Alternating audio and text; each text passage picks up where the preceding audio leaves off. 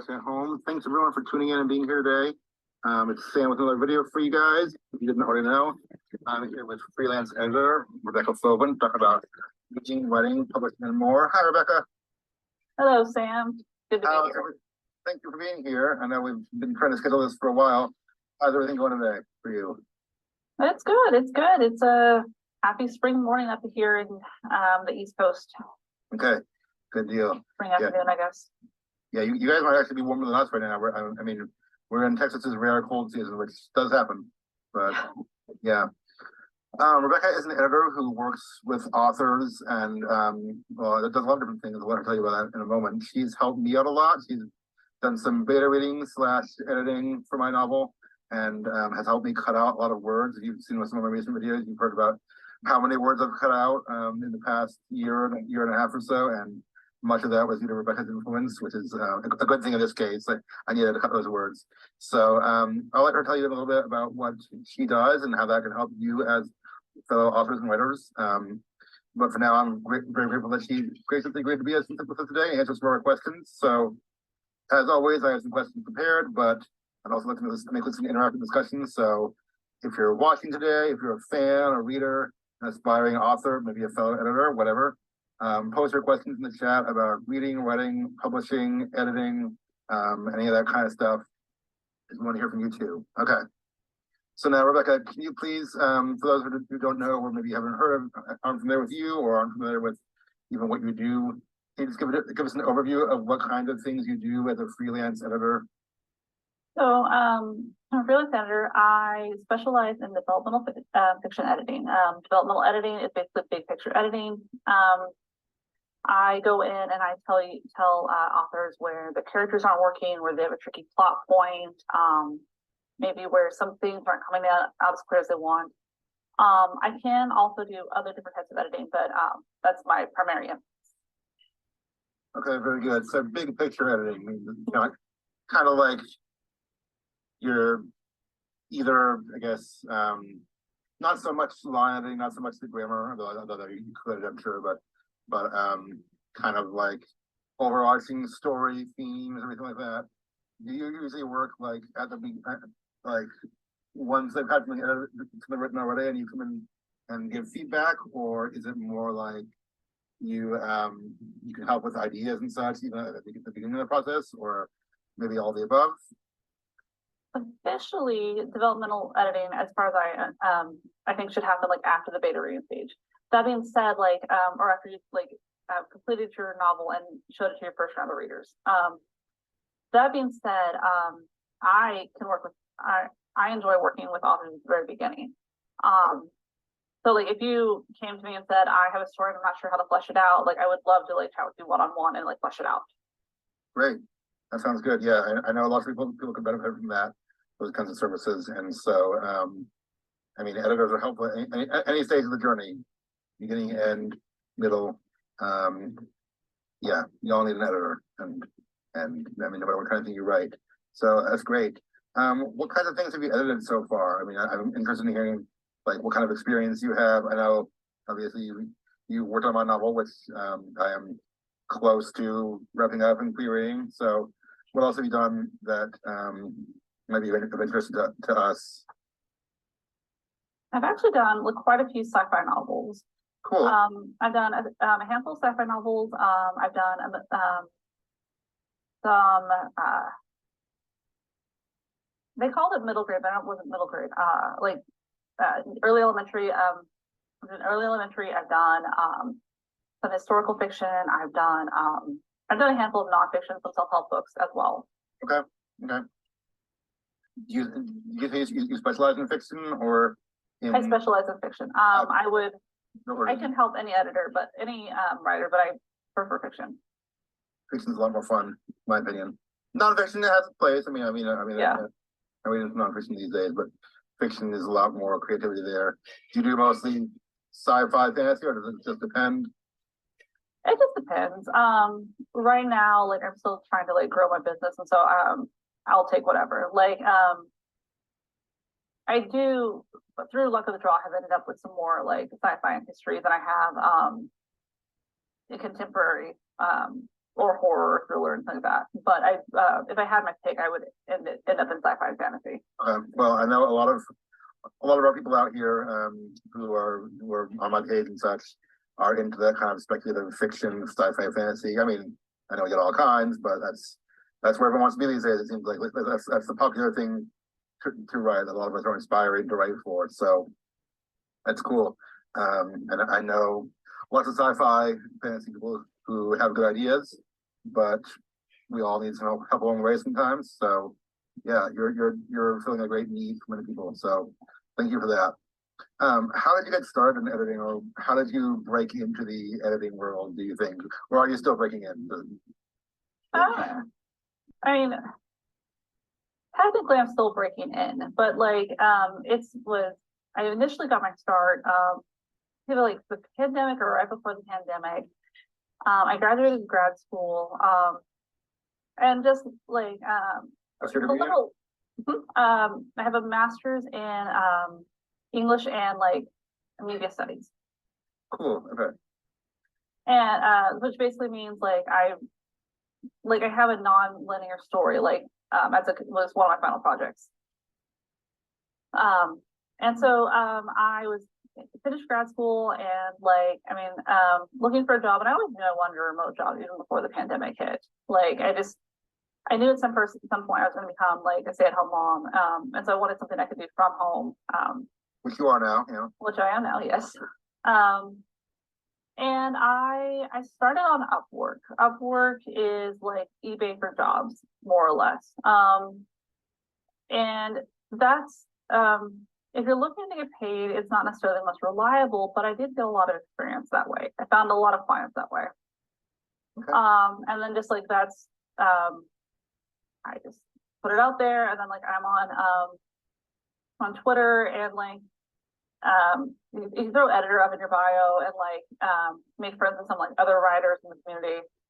I think that's either through Twitter or through one of our like Facebook nerd groups.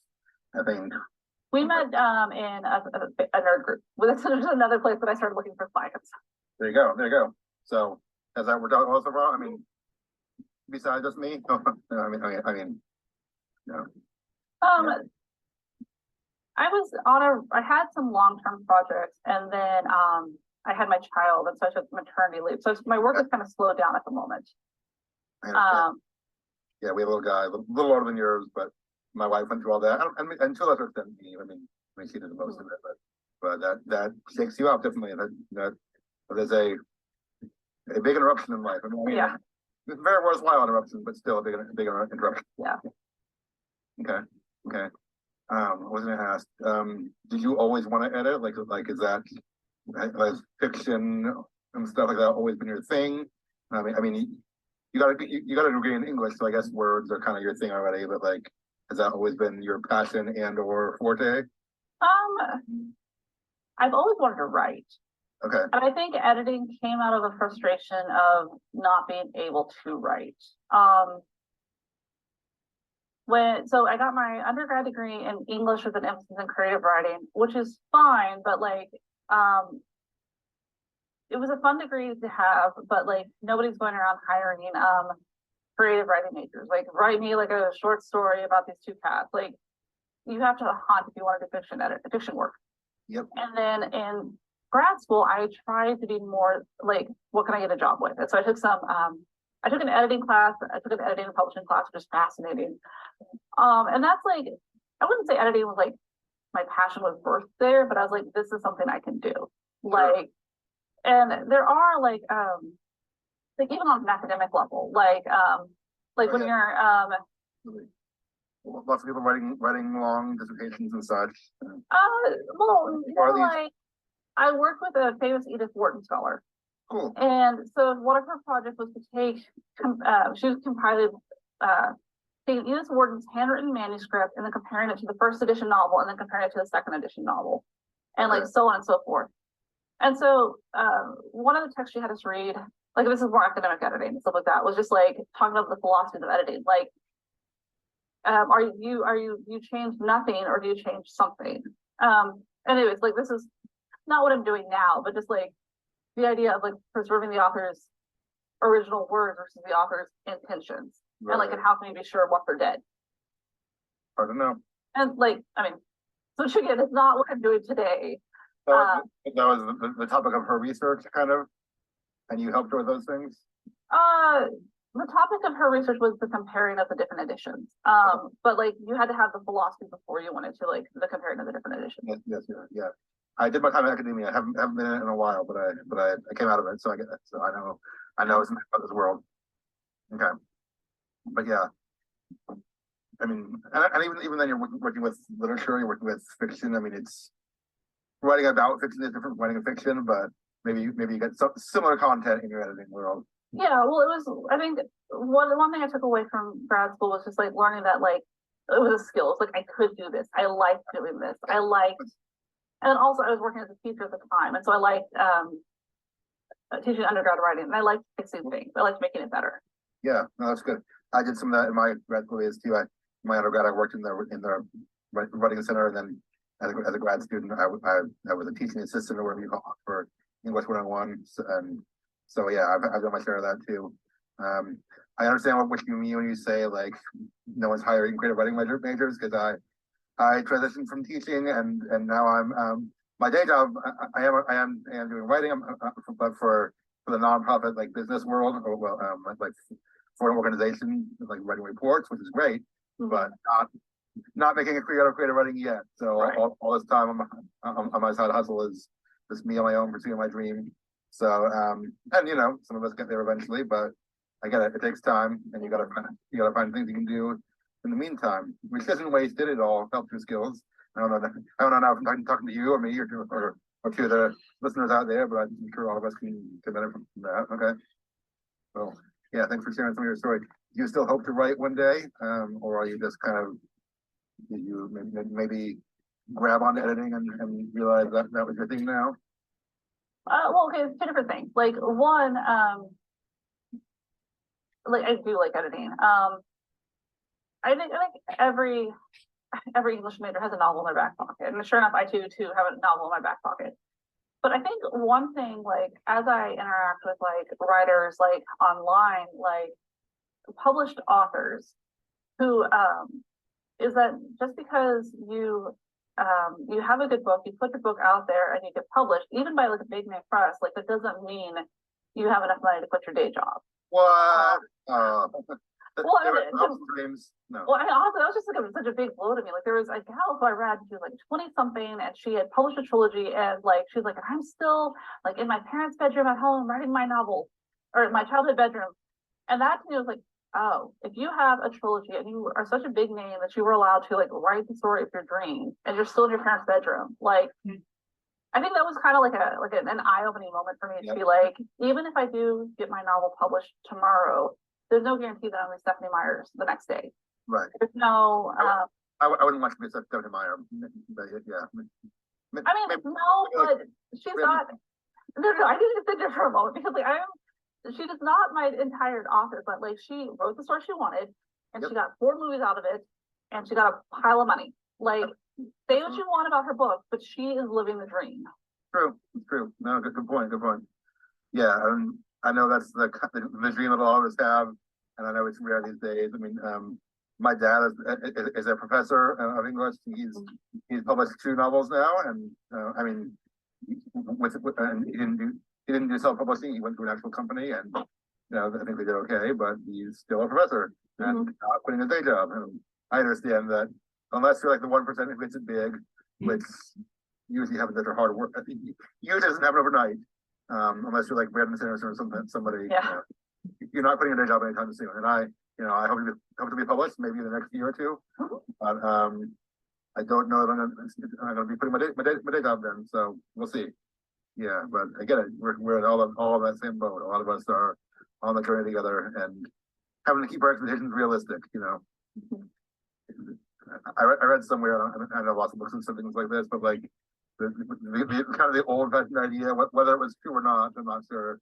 But it was kind of the stereotype where the expectation was you just send in your manuscript to a publisher, they send you a check, and you're like, oh, great, and that's it. If that ever was true, not true anymore. So, yeah, there's a lot of layers to it. So, I'm glad you have something to keep you afloat in the meantime, but I do hope you one day write your novel and I mean, whether you publish it or not, just for yourself and figure that out. Yeah. Okay. Well, that kind of goes into maybe one of the next questions. When I've had writers on here and I ask them what's one of the hardest parts of the process, I mean, besides writing itself, besides the craft of writing, they always say time management or just finding the time is one of the hardest parts. And I know you have a 1-year-old, you're a busy mom. Maybe you were a little less busy before that, but in the past year or so, your life changed a lot. Like I understand because I've been in that boat too. And I'm sure that, you obviously you're married, you have other things going on. How do you find time to write or edit or whatever it is you do in all the chaos of your life? Nap times and evenings, nap times and bedtime, and also like being realistic. Like, I can't edit 10 books at once. If like this goes viral and I get 100 subscribers, I'm gonna have to put them either all on a waiting list or turn down like most of them. Just because like that's just my workload right now. I have had to be realistic. I mean, I hope this goes viral and you get lots of followers, but yeah. But yeah, I get it. I have like I just have to be realistic. Like I have a husband, I have a child, like I have responsibilities to my church. And so like I have time, I have nap times and I have bedtimes. But realistically, like I am not going to be the speediest editor out there. I will do a good job. I will honor your money and your time and your word. But if you want somebody who can turn it around in 2 weeks, you need to find someone else. That's just where I'm at right now. It's good. It's good you know that. It's good you know your limitations or whatever. It's good your potential audience knows that too. But yeah, you do a thorough job. I have seen you do a thorough job and give some great feedback. But yeah, it's not always speedy. I get that. I get that. I'm in the same boat with all the things that I do. So there you go. Yeah, nap times and evenings are pretty much how I get things done too. They're precious times, aren't they? Yep. Yeah. Okay. So you have the balancing act, I guess, of work and life. And sometimes when you work from home and you're your own boss, it's a little bit more tenuous. But I'm glad you're figuring out the balance because we all need to do that. So very good. Okay. Now, okay, I want to talk a little bit more about editing itself and the kind of the crafts of and the I guess the how that works in just in the writing world and why editors are needed. Although once again, a couple people viewing ask their own questions too. To Rebekah, post them in the comments, and we'll talk about those too.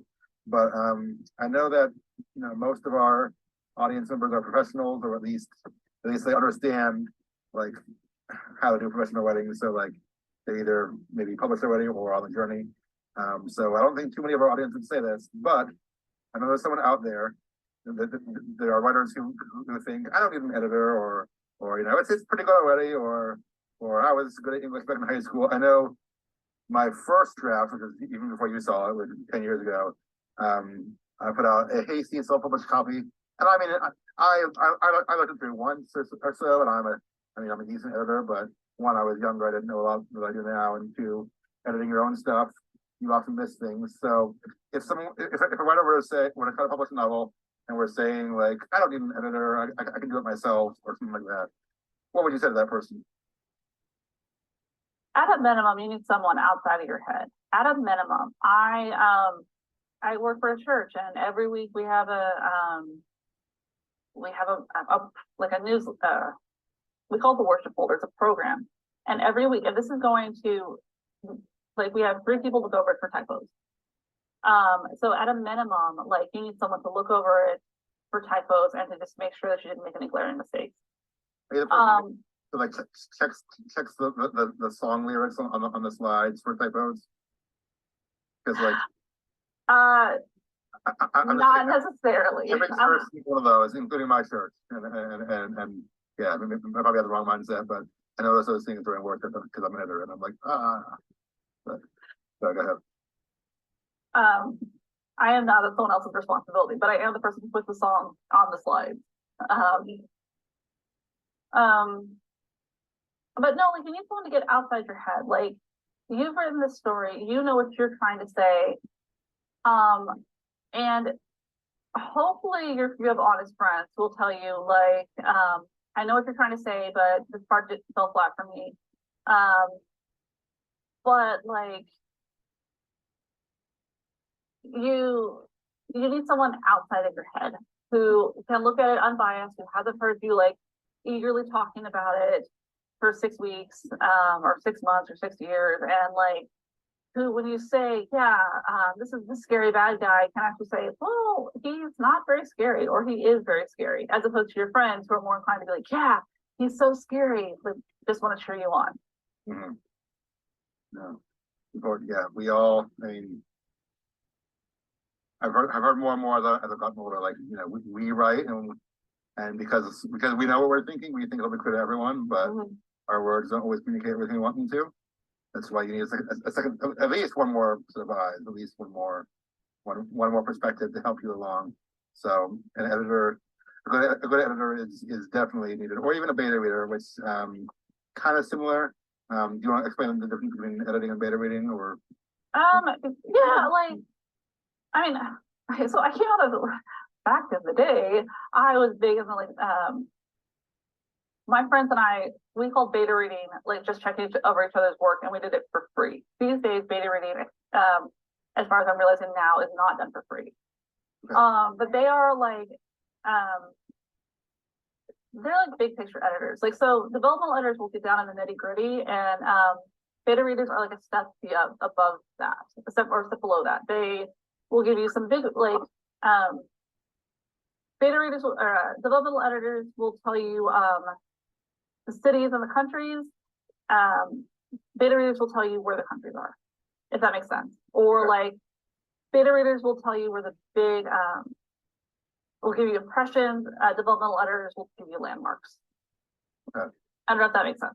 Yeah, editors give you more details, and beta readers kind of give you here's what it meant to me. Here's how I reacted, which is still important because it's like they're like a test audience. So I mean, I guess that's why it's called beta. Yeah. So like, they're a little more than a test audience. They're a more intense test audience. If you give it to your friend will say, I liked it. I really like the scary villain. A beta reader will say, yeah, the scary villain was great, but he didn't show up until Act 3, and I felt kind of let down. I was really intrigued by the side plot, but I felt like that kind of fizzled out. A developmental editor will be like, this is why your villain wasn't scary. Okay. Beta readers give impressions, and editors can kind of get the why behind that. Yeah. Okay, that's good. Yeah, both important, both exactly. In either case, you're pointing out things the writer themselves couldn't see or didn't see at first because they're stuck in their own head, and which is not bad because everyone is, and so that's why they need someone else. Yeah, very good. That's an important service. And again, I know most of us watching, I'm sure, know that already. Know that you need someone else, but if you didn't know or just need a reminder, you need someone else. You need a reader or an editor or something like that. Okay. In that same vein of like, I don't need an editor kind of mindset that we hear sometimes, I'm wondering, do you have any, just for fun, do you have any like horror stories of a really terrible manuscript or a really terrible customer? I mean, don't tell us who they were or anything, but just anything that makes, as an editor, makes you go like, oh, this is bad. I don't know. Or this person needs help. I've had a couple of I haven't had any bad customers, but I've had a couple of like sensitive conversations. One person sent me a manuscript, and for plot reasons, there were two brothers, and they ended up on opposite sides of this conflict. And then, like the next chapter over, they're like shaking hands, and I had to explain to this person, like, this is not like, they wanted this to be the first part of their novel before they got to the meat of it, but I had to like go back and be like, this is not handled delicately, and I'm being intentionally vague about it. I don't want to be too specific about this novel. Sure, that's fine. Yeah. Or there was another one where this author, she had they had written a very beautiful story about a person exploring the world, and then at the last minute, kind of thrown in the next character, thrown in another character, and then ended the book, which is a setup for a sequel. And it's set up for a sequel, it worked great. But then I talked to this person, and it was an interesting conversation, because I said, this is what I see. And when they responded, they said, but I wrote something completely different. Or not, they like, yeah, and then side character B, like, does this, and this, which was not what they had written. And this will not be the last time I have this conversation. But it was a very, like, as a new editor, eye-opening experience of just kind of like, oh, this is not going to be, like, you see something completely different than what I see. Yeah, it happened. That's why you need to get someone else's feedback. Yeah. Okay. Were you telling them like not to you said you introduce a new character right at the end and set up for the sequel? Were you like telling them that's not a place to introduce new characters and stuff like that? But well, the character was a romantic interest. Okay. And this person thought that they had, in this person's mind, like, they're like, oh yeah, and then my main character goes on adventures and she gets a love story at the end. But that didn't happen. At the end, the main character interacted with the romantic love interest, and then the book ended. Like, the romantic subplot that she was hoping for just wasn't there. Okay. Got it. I know in my book, this is I still need to fix, but my final battle scene. I mean, my main villains are developed already, but I had like some, I guess maybe second tier villains come in, like henchmen or whatever, and I was trying to give them names. I mean, but this is like 2 chapters to the end, and you were like, no, stop it, like too many new characters, and I was like, but I want them to be established for the sequel, and you're like, you're like, just don't give them names now, or I mean, you can have them here, but it's not the place for them. And I'm like, yeah, that's good point. And So, your case was a little bit different than this person's case. I do remember that. Yes, actually, I remember that. Yeah. And I mean, my book, it's better now that I've taken some of your feedback, but it was way too long with too many backstories and too many different characters and all that stuff. So adding in new characters like toward the end of the novel was not a good thing to do. I mean, it's kind of like in academia, they say don't add new information to your conclusion. Yes. Somewhat similar in a novel. I mean, maybe if you're going to do a series, maybe, but yeah, it's still, yeah, it has to be done well. So good advice. Okay. We kind of touched on this already, but I'm just wondering if you can tell us again, like, how does a good editor improve a writer's work? Like, what is it? I mean, I guess what kind of maybe success or help can you offer a writer who uses your services? I think the first thing is that a good editor is a good listener. Like, as an editor, I want to be able to tell your story the best way possible. And so I think first off, a good editor is a good listener. If your editor can't see your vision, you shouldn't work with them. That being said, just because your editor is telling you things that you don't like doesn't mean your editor's wrong. And we can come back to that. Like, I mean, I have, in my personal life, like I remember having 2 different creative writing classes, and I didn't get along with both of my professors. And in retrospect, my professors were right, both of them they were wrong. One of them neither of them I think saw my vision. And that was hurtful in one way, but like there were other things they were saying to me that I'm like, okay, with like a couple decades of experience later, I'm like, okay, you were probably more right than I was. But pushing that aside, an editor should help you write the best story ever possible. An editor should like see your weaknesses, what's going wrong, but also like what's going right. Like, are you like, where are your strengths? Where are your strengths? What is the story you're trying to tell? An editor should not rewrite your story. But I don't think it's wrong for an editor to push back.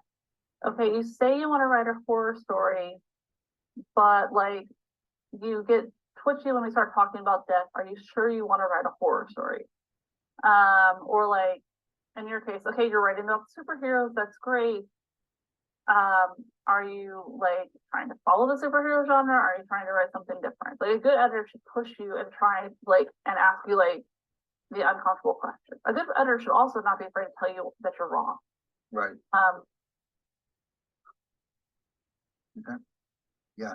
So it sounds like in many ways a sounding board. I mean, I know we touched on this too. And actually, my next question was if you and we already covered. You do more so broad edits than line edits. You do line edits at all, or just I haven't. I think I've done them once or twice. That is a service I offer line edits, not copy edits. Okay. So I will go in and I will make sure that your work is consistent, that you're like you have the right tenses, or that your tenses are consistent. That if your character has green eyes on page 51, he has green eyes on page 452. Right. I will make sure that like your person is still right-handed. Like I can do those messy details.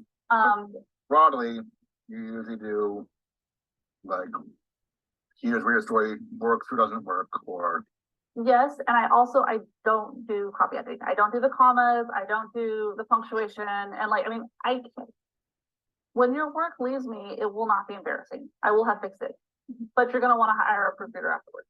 Good to know. I think doesn't your website say like everything with a comma? Exactly. Yeah, I threw that up there so people know they're getting it too. Like, yeah, I mean, and you know, if people out there, if you need a grammar editor, a copy editor, you can find plenty of those too. If grammar and writing are not your big strength and you need someone else to look at that, then by all means get someone. But I would say, at least from my perspective, I think that's a little easier. Well, I mean, it's easier in the sense that it's a set of rules. Like you know, it's grammar is a formula. Creative writing isn't really a formula. Grammar is a formula. So like anyone, I mean, I wouldn't say anyone, but a lot of people can do copy editing. But you do. That's what I discovered. Like as I was getting into the field, looking around, like there are more copy editors and more proofreaders, and I couldn't figure it out for the longest time. And then I realized, like, you don't have to think when you're doing copy editing and proofreading. Like you can like you're just fixing the comma, fixing the grammar, fixing like punctuation in there. Whereas with developmental editing, like I remember several times just like staring at my computer screen at your manuscript and just thinking. Like I knew what was wrong. I knew what I didn't like, but I didn't know how to articulate that or how to fix it. And I didn't want to leave you without a solution. Yeah. And so I think like a good copy editor, a good proofreader, I would assume can get pretty mechanical and pretty fast, but you can't speed through developmental. Mm-hmm. Okay. Yeah, that's good. That's good. It's helpful to know that things. And yeah, I know I've mentioned this already today, but you have helped my novel a lot. We were talking about how a writer can benefit from an editor. I wanted to give a plug. If this whole thing isn't a plug already, yeah. You beta read, like I guess it was heavy beta reading / editing. I don't know what you call it, but it was not my alarm. It was you read the sections and gave me feedback on each section about why the character is doing this, about we have too many characters and too many backstories. Please stop. You've helped me a lot. So like even in the I know some of my recent videos I talked about in the past year and a half I've cut my novel down by about 60,000 words. It was close to 200,000. Right now I'm sitting right at 130. And a lot of that was from you saying, you need to pick this scene out. And I was like, but the backstory, and but some of them took me a while. So some of them I had to wrestle with myself, but I was like, you know what, cut it.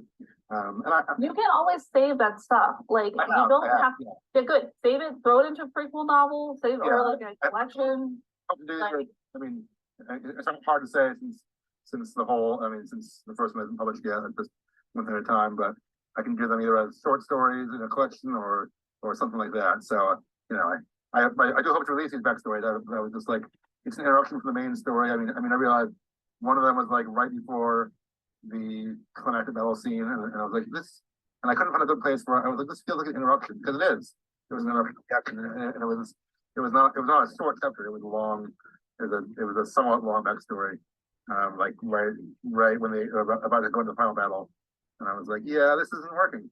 And Well, yeah. even the professional authors do this too. Neil Gaiman for the 10th anniversary edition of American Gods, I want to say. So you read the entire novel, and then at the end, there's like a deleted scene that is like, I couldn't find a good place in this for the novel, but I still wanted to write it. Wow. So even like Neil Gaiman does that, huh? Which novel was that? American Gods. Yeah, got it. That's on my list. My wife is a big Neil Gaiman fan. I haven't read that one yet. Okay. But yeah, I'll get there. That's cool. And if you don't know who Neil Gaiman is, he's a very successful author now. His stuff has been made into movies and shows, or I guess shows at least. The Sandman on Netflix, that came out this past year. I'm watching that now, and it's based on his comic books, his graphic novels. So yeah, and he does this too. You know, writers are, even the big writers are still human. They're still, on the journey like the rest of us. I mean, they need an editor too to help them out.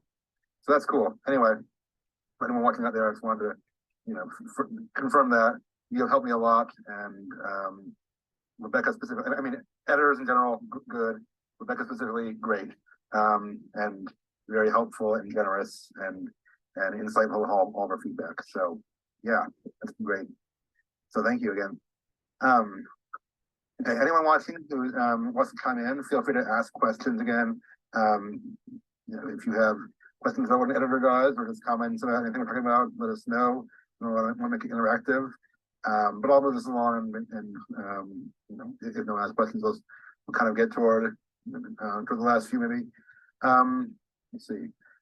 I guess this kind of goes along with what we were talking about, but what do you think is your biggest strength in editing? Which you kind of touched on that. Like, what is one thing you do really well versus what is maybe the hardest part for you?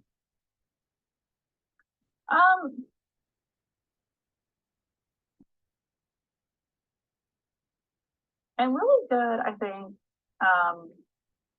I'm really good at listening, and I'm really good at characterization. I was working with a friend informally about some writing she was doing, and she was describing a situation with a character.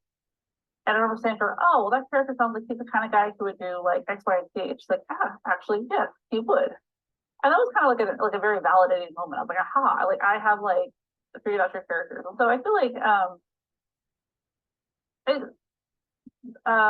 I'm better with characters than I am like with like overarching like themes.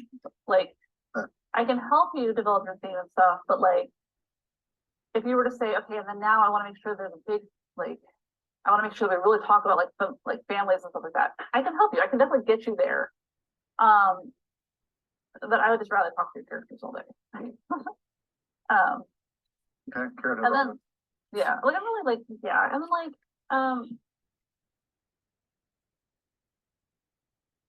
yeah, I don't know. I guess like that, and then like we've talked about this earlier, but like I'm not like I am not the person to go to for grammar, or for like punctuation, or like I can make sure like all the little details are the same. They're using the same kind of like laser gun in chapter 1 of the R52. I can like make sure that like if you have like fantasy species or something like that, that I remember like the horn links of like the horn monsters or something like that.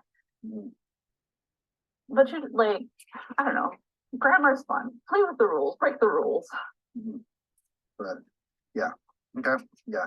And I mean, in fiction, the rules are a little looser, especially in dialogue. I mean, it's not like academia, but you still want to be consistent and want your reader to be able to understand you. I did a video a while back, probably over a year ago now, about grammar and how to use that in fiction, because some of us who have been in academia, like I do professional editing, writing my day job, and that's on my brain. But then I do creative writing at night, and so that's out of my brain. So yeah, the grammar rules are a little fuzzier, but again, that's not your strength. I would say for most people, for most creative writers, maybe it's not the main area they need help in. Yeah, so maybe for some it is, but I know you kind of get to the heart of the manuscript and the heart of the story, which is really cool. Okay. Your website says you also offer services as a writer or a researcher, and I know you touched on how writing was your dream and maybe still is, but what kind of services do you have there? Can you tell us a little bit about that? So, in my I have many different facets and stuff. So I do editing as one gig. I've also had a couple nonfiction articles published here and there. But then also I worked as a social media manager for a while. I work for a bookkeeping agency, helping them with social media and stuff. And so that is another service that I do offer. So and for yeah, social media, figuring out what to post on their social media page and how often that's a big job these days. I mean, the people hire whole roles for that. Yeah. It really is. I think most authors I feel are capable of running their own social media platform, but it's a much bigger job than a lot of people think it is. I thought it at the time when I was starting off, I was like, oh, I could do this. I can use Facebook, but the amount of planning is it's a lot bigger job than you think it is. I mean, I'm doing it for myself, and I mean, I'm not in the big leagues yet. I've been learning kind of the strategies over the past couple of years, just listening to some of the experts talk about it, podcasts and stuff. And I think I'm doing decent sometimes, maybe, but I mean, it's a lot. I have my recreational social media use, which I don't do as much anymore. And then I'm like, oh, okay, but I'm actually on Facebook to type something specific this time, and right. I have to put out a tweet right now and all this stuff, and it can be a lot to keep up with, and I know there's people who do much more of it than I do. Yeah. So stuff like that, and then newsletters, hey friends, I'm working on this. This is what's going on in my life. That is something that I could potentially do for you. And then as far as research, I have a graduate degree. I did research in graduate school, and even in my own personal life, I would rather write my stories and research what medicines were available in the 18th century. I would rather how do you poison a person? It's more fun to write than it is to research, and so I will happily do the research for you. Yeah. Are you saying you do research for fiction writers or anybody? That? I assume if you're writing if you're writing an article about the Tylenol shortage, you're gonna need someone to find to do basic background research or something like that. Finding facts is the same no matter where it gets used. So I can when I worked with freshmen, I remember a lot of them did not know how to use basic Google searches, which is it's not a bad thing, it's just a thing. And so I offer different packages, but one of them basically started off with how can I get you started? Let me point you down the right path, and then you can go from there. Because sometimes that's all people need. And then there's stuff where it's basically I will find you everything you need. Yeah, it's cool. I know you mentioned how to poison a person and stuff like that. And I know there's a joke of authors have the weirdest search history because they have to look up things like that. So another benefit of hiring an outside researcher is the FBI will be less concerned about your history and maybe more targeting someone else now. Well, there was a you can look it up. It's a famous I think it's a historical fiction writer, and he writes very serious books. And if you look up I can't remember his name, but he was looking for red dye, and so he threw it up into Google, and in his published manuscript that is supposed to be a serious published book, the main character describes dyeing it with the Korok seeds, or basically describes the way you get red dye in Zelda. Because he was sloppy with his Google search and just pulled up the first one. I might have heard that story. Maybe it's from you actually, but I think I've heard that somewhere. It was big. Somebody found it and then posted it on the internet. He was a good sport about it. Just I'm sure it was going on the internet. Yeah. But that's why you need to double check your sources. Yeah. And have you seen that meme of going around of the Oxford trousers? Someone did it was a British agent or something, and they wanted to they did a control F and changed all instances of pants to trousers, but then they had the word occupants in the novel, so they were it went to print with the word occupant trousers in it, and no one checked that. You can Google that. I've seen it several times on the internet now. I haven't, but that's hilarious. Yeah, I mean these things happen, and I mean honestly, like now that I'm reading more. And now that I'm on my journey and stuff, I'm trying to keep up with what's out there.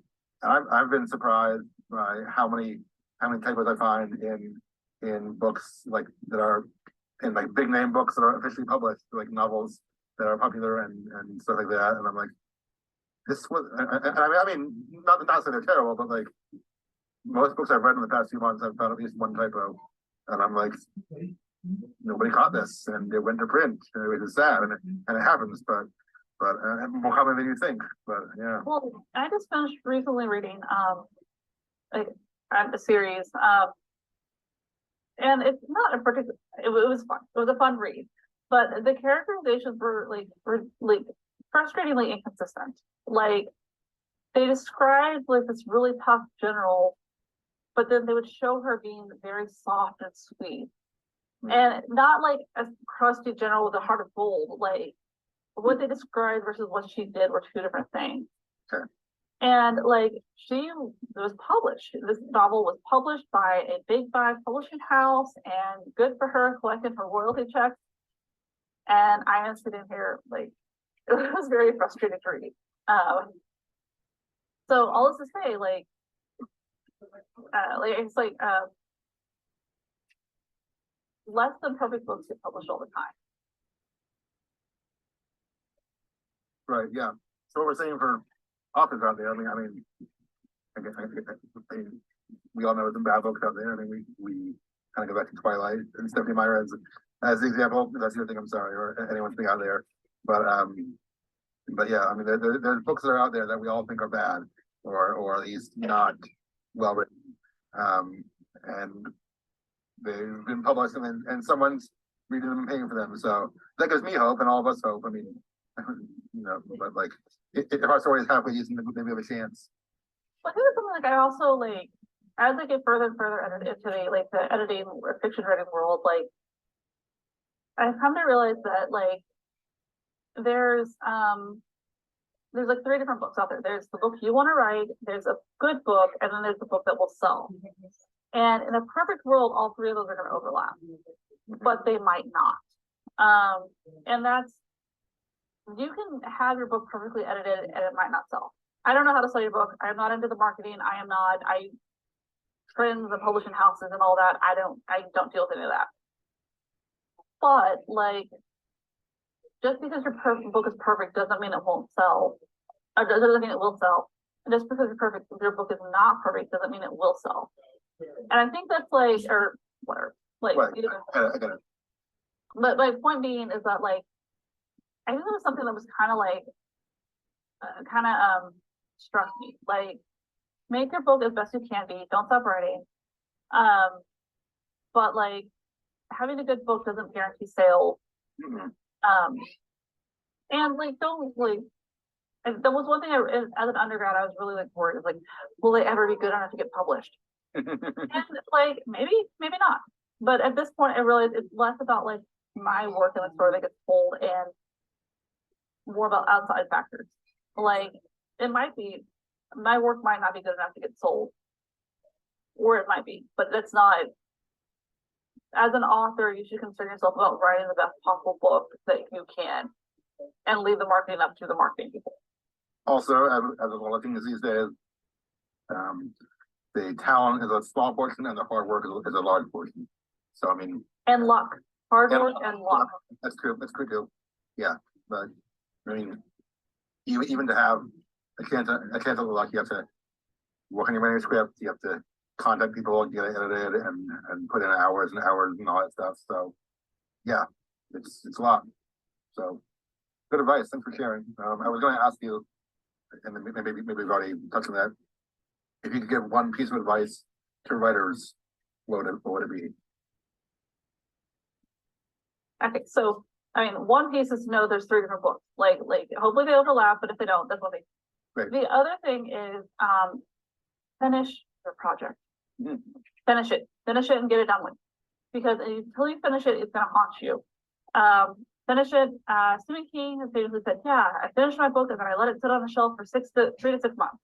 And at the time when I was 17 and then when I was 20, I heard that and I freaked out because I'm like, who has time for that? If you don't feel like you have time for that, then don't. But let's set it on the shelf for a week, 2 weeks, 3 weeks, whatever. But start writing your next book. Don't stop. Because maybe your first book is the one that's gonna get you rich and get you sold and fulfill all your dreams. Or maybe your first book is terrible. But you won't know it's terrible until you've written your 9th book. If writing is what you want to do, finish one project and then start the next one. And maybe you're not a novelist, maybe you're a short story writer. That's great. Finish that one, put it somewhere, come back to it a couple weeks later, month later, and then be done with it. Publish it somewhere. Self-publish it if you have to. If I ever finish my novel, it's going to be published. It might be self-published with one of my friends doing like fan art for it or whatever, but I will publish it and get it out of my head and get it gone. So yeah, just get it gone, leave it alone, next project. And then like, I think that's the biggest thing. Because if you, the longer it stays in your head, the more you overwork it. At a certain point, it's just going to get worse. So for those of us who have spent 5 years in editing purgatory and going through 100 minutes and being like, yeah, I need to do this and that. Yeah. Finish it or burn it. I was in a creative writing class no, seriously. I know. I was in a creative writing class one time, and a girl A brought a manuscript, and we're just kind of like, about it. And someone said it's been over edited, and someone else said, well, you should just burn it. And a different person in the group was like, no, seriously, it feels so good once you've burned that manuscript and you're free. Publish it or burn it. Like, get it out of your head at a certain point and move on to the next one.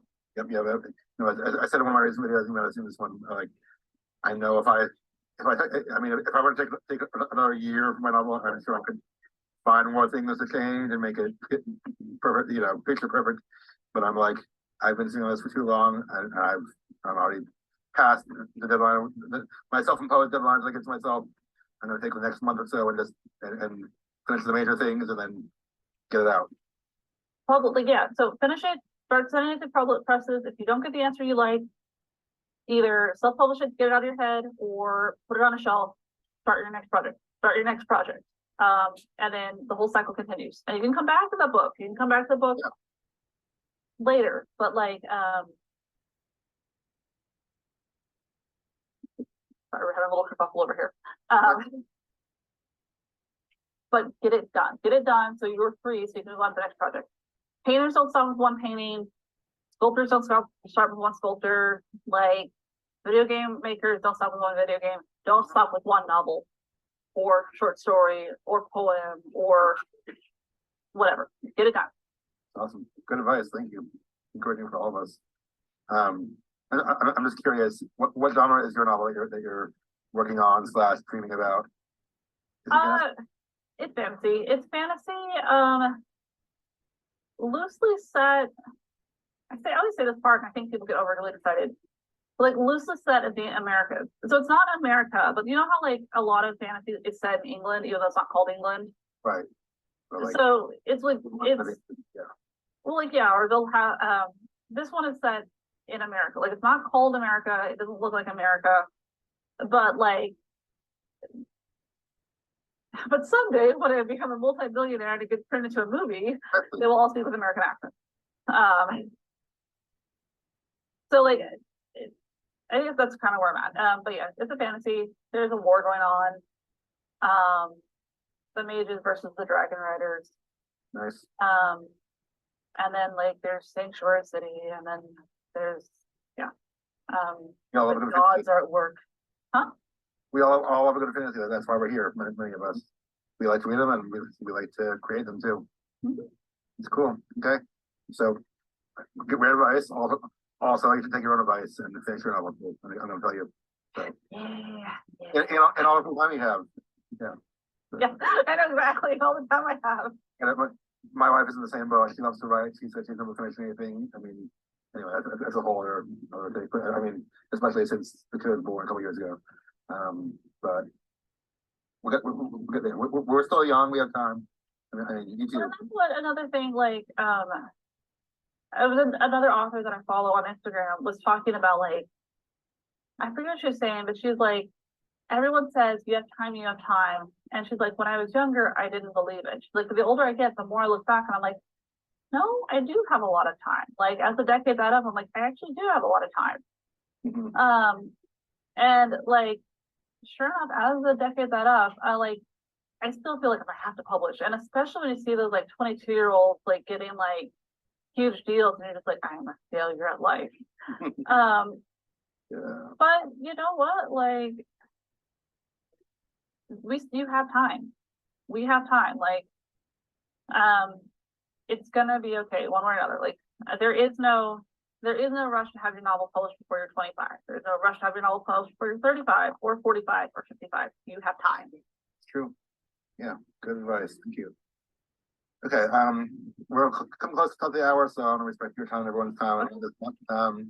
What do writers need to know before they come to you? Like, do they need to have a manuscript already, or do you guys need to know what kind of things they're looking for? Do they need to like request help with a certain area, or just can they give it to you and be like, here, take a look? Uh, well, I mean, to be tacky, they need to know their budget. Like, first off, like, know what your budget is. So when I give you a number, you're not like, oh, or like you're ready for it. Editing takes time and it takes multiple drafts. It's up to you if you want to pay for them. And that's statement of fact. And I can work with a full manuscript or partial manuscript. It will probably be in your best, if a writer's best interest, to give me a full manuscript. So I can see the completed vision. That being said, I can work with a partial manuscript and I'd be happy to help authors like brainstorm and go from there. I sent you mine in chunks just because it was so long, but yeah. Well, sir, I mean, when I say full manuscript, I mean, It's you complete. had to start and a finish. Yeah, but like, there wasn't like, and then this is where the epic battle scene goes, or insert like tragic love story here. Like, I can work with that. I'm not afraid of that. But I would rather a very badly written tragic love story. I can work with that better than I can with just a blank space. Right. Okay. Good to know. Good to know. Okay. Last question, maybe one of the most important ones. How should writers contact you if they want to hire you? And I referenced your website. Can you tell us what it is and where else you're on social media and all that stuff? Sure. You can go reach out to my website, Rebekah, REBEKAH Flovin, FLOVIN.wordpress.com. So Flovin. I also have it written in the caption of this video, so go click there. But just in case anyone's hearing this or seeing this, not looking at that, Rebekah with a KAH. Flovin.wordpress.com, right? You can also find me on Twitter. It's just my name, Rebekah Flovin, all one word. I think so. You search Flovin, you'll find it. I think that's right because I typed in the post for this. Oh, thanks. Sure. And you can also email me, Rebekah dot. It's actually with a dot this time. Flovin@gmail. Okay. Yeah, the WordPress is the word DOT, but yeah, it's a long, yeah. WordPress is DOT, but the actual Gmail is a dot. Email is Rebekah.Flovin@gmail.com. Okay. So everyone hear that? That's how you reach Rebekah. Again, she's a great editor from my personal experience. So reach out to her, use her, you know, give her some business because she needs that and she's worth your time and money. Okay. Thank you so much, Rebekah, for being with us here today. Thank you for sharing your insights and being willing to work with me and work with all of us to help make our writing a little bit better. Thank you everyone who watched at home and listened at home. This was a great conversation. Like my page, Samuel Anna Harris, for future discussions and content for writers, or you can also sign up for my mailing list at the Chippermaker link in the video description there. When you sign up, you'll get a free sample of Fractured Heroes, a few of my favorite scenes that I think you'll enjoy. And of course, go check out Rebekah's website and her social media and her editing services too. Anything else you want to say for the people at home? I had a good time talking to you, Sam. Thanks for having me on, and I hope to see you on my website. Okay, great. Sounds good. Thank you everyone for watching today. Thank you, Rebekah, for your time, for being here with us, and have a great weekend. All right, thanks. Bye. Bye.